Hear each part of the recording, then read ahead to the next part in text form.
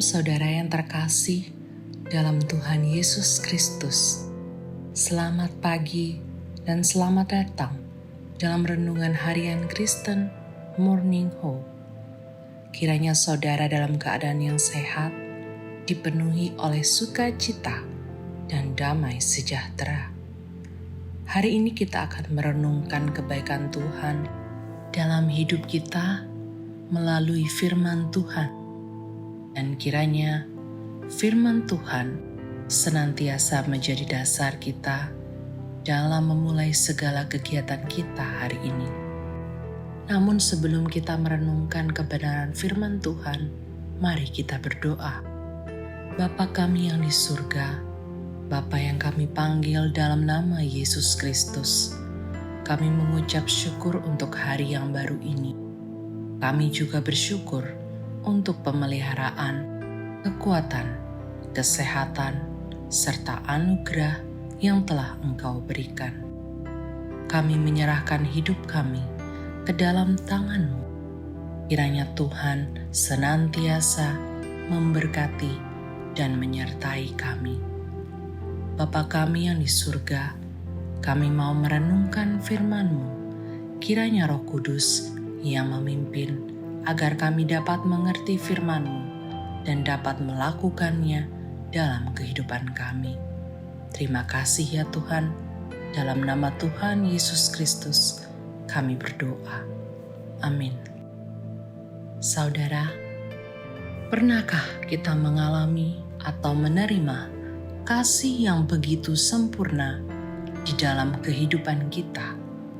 Seperti yang telah kita terima dari Yesus Kristus, kasih Allah yang nyata diberikan kepada setiap manusia yang ada dalam kegelapan, penderitaan, baik secara fisik maupun secara batinia. Bahkan, kita dibebaskan dari belenggu dosa dan Ia mengaruniakan rahmat-Nya bagi setiap kita.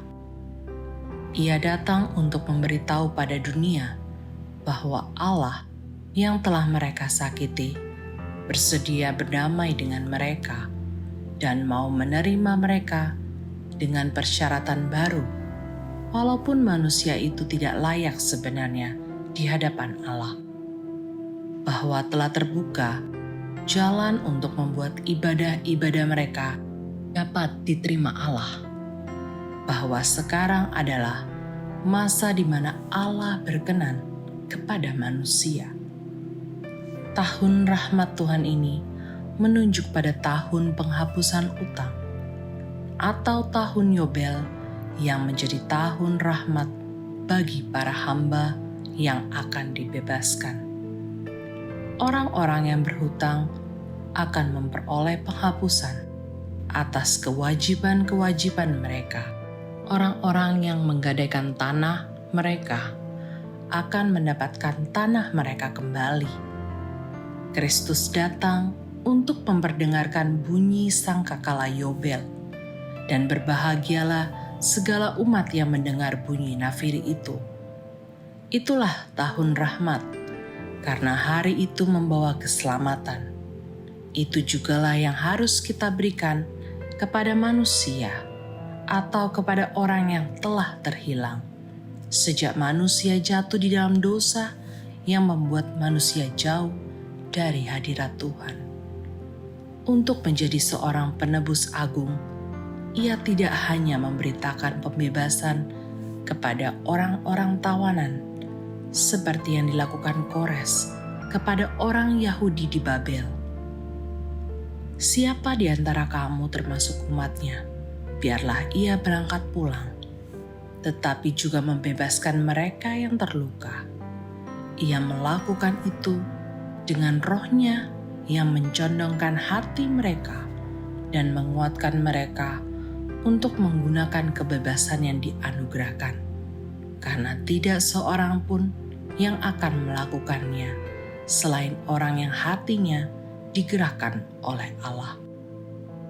Ia datang dalam nama Allah untuk membebaskan orang-orang berdosa yang hendak binasa, yang hendak mati dalam kuasa kegelapan, yang malang nasibnya, yang telah menjadi orang-orang berhutang dan tawanan dari peradilan ilahi.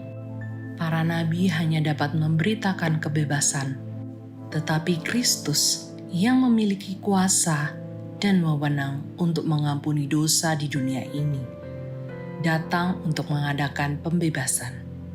Itulah sebabnya perkataan mengenai pembebasan itu ditambahkan dalam pembacaan ini. Inilah tahun kemenangan bagi umat Tuhan, di mana manusia tidak berjuang untuk membebaskan diri mereka dari berbagai perbudakan yang mereka alami, tetapi Allah menunjukkan kasih-Nya yang sempurna bagi dunia yang tidak mengenal Allah dengan benar. Manusia telah kehilangan akal yang sehat untuk melihat dengan jelas siapa yang telah memelihara hidup mereka, siapa yang telah menolong mereka.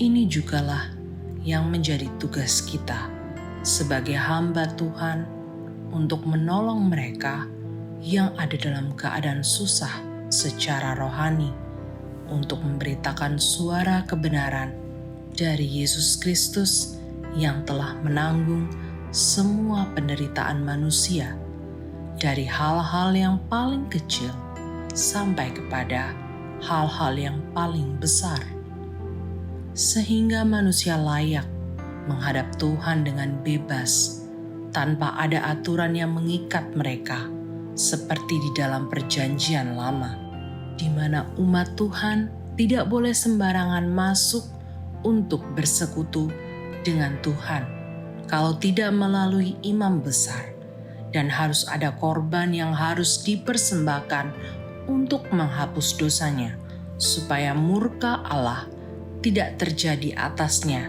yang menyebabkan dia mati. Tuhan Yesus memberkati. Amin.